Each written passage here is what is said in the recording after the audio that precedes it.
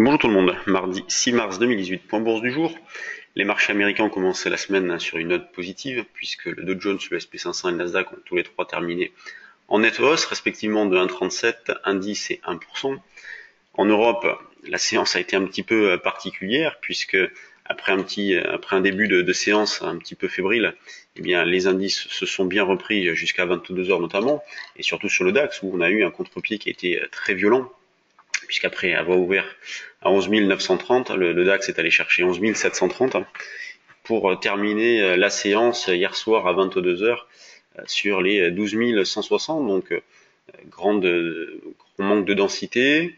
Le mot d'ordre, c'est la confusion. Il n'y a vraiment pas d'intérêt directionnel fort, que de la spéculation. Et hier, on a eu un joli contre-pied, puisque on a fait un plus bas sur une longue période, et le DAX est reparti violemment. Donc on cherche toujours à vendre sur des rebonds. Hier, on a pu le faire. Aujourd'hui, on a pu le faire également, puisque nous, sur le trade du jour, on a proposé, vous voyez, par exemple, de vendre le DAX à 12 263,5, niveau qui a été déjà atteint ce matin. Donc la proposition a été envoyée à 8h30 avec un premier achat à 223. Donc vous voyez, déjà un premier écart a pu être fait.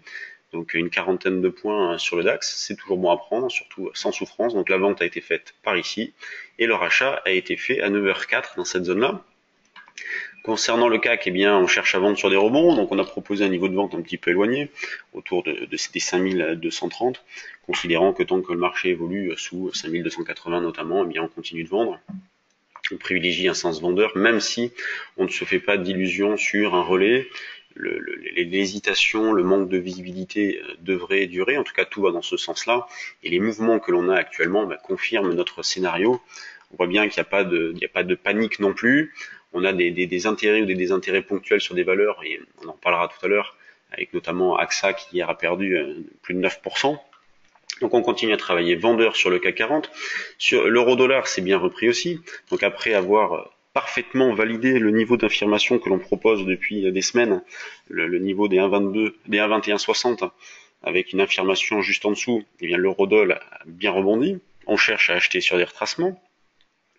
Donc le plus proche possible, notamment des 1,2303 pour ce début de séance, vous voyez, 1,2303, voire 1,2283 sont des niveaux proches d'achat possible. En tout cas, c'est des niveaux que nous avons proposés nous sur le trade du jour. Vous voyez, vous retrouvez ces niveaux de prix là.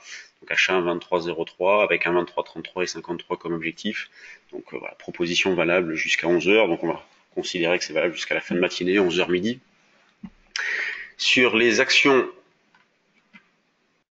du CAC, on a toujours une grande régularité. Vous voyez, lorsqu'il n'y a pas d'annonce particulière, d'arbitrage suite à des chiffres ou autre, eh bien, il y a de l'arbitrage naturel sur ce marché, avec ce matin Renault qui est la plus forte hausse du CAC, qui prend 1,86%, et Essilor la plus forte baisse, donc 0,71, donc on voit bien que tout est modéré. Il n'y a vraiment pas d'excès. Les grosses pondérations, BNP 1,50, Airbus 1,12, Sanofi 0,7, LVMH 0,42 et Total 0,40. Et le CAC 40 pour l'instant est à 0,60. Vous voyez là, je prépare TV Finance, là je vais passer dans quelques minutes. Il y a un petit peu l'articulation que l'on peut faire sur ce marché-là, donc vendeur sous cette zone-là, un biais neutre par ici et aussi au-dessus de cette zone-là, au-dessus des 5465, au-dessus des 5450, pardon. Quand on regarde les mid et small cap, eh bien, qu'est-ce que l'on trouve? Un petit peu de spéculation. Quand on lance le screener 1/8, on a 53 valeurs, une majorité de hausse d'ailleurs, avec voilà, des valeurs comme Thales, qui gap à la hausse ce matin. Donc il y a eu des chiffres de Thales, Indata, Eurofin gap à la hausse aussi, un petit peu de nervosité à l'ouverture, mais reste plutôt bien, prend 4,8%. Technicolor qui se reprend, c'est un bien grand mot, mais qui prend 4,6% après avoir fortement baissé la semaine dernière. Pas forcément de quoi déclencher immédiatement sur des valeurs. Il faut mettre des petites alertes sur des franchissements de dernier plus haut. Moi, c'est ce que je fais en ce moment. Par exemple, on pourrait faire Mental, qui est dans une zone d'achat possible, autour des 3. Je vais peut-être la proposer sur le trade du jour. Nicox, ouais, bon, pas grand-chose. Donc on voit une spéculation qui est présente, mais en même temps qui reste plutôt calme, et un manque de visibilité sur les principaux indices. Le DAX qui continue de baisser. Allez. Le prochain objectif que nous avons proposé, c'est, on va le voir ensemble, 12 163. Voilà, cette zone-là, donc en gros, un retour sur le niveau de clôture d'hier soir. C'est tout à fait jouable, ça peut aller très vite. Donc c'est ce que nous allons viser sur un petit solde de position sur le DAX. Mais bon, tous ceux qui sont abonnés au trade du jour, après, savent comment gérer tout ça. Ils peuvent très bien sortir maintenant, considérant que déjà 50 points, ça leur suffit largement pour prêt à recommencer en double top dans cette zone-là. Voilà, faut pas hésiter à être dynamique, se servir de nos points d'entrée et ensuite avoir la gestion de position propre à chacun en fonction de sa personnalité, en fonction de son capital. En tout cas, voilà, nous on fournit des idées de trading, des niveaux d'intervention et chacun s'appuie sur nos propositions. Bon, ben on va continuer la formation future. Donc aujourd'hui, on va rentrer dans le détail de notre stratégie. Hier, on a vu le fonctionnement du futur CAC, des CFD.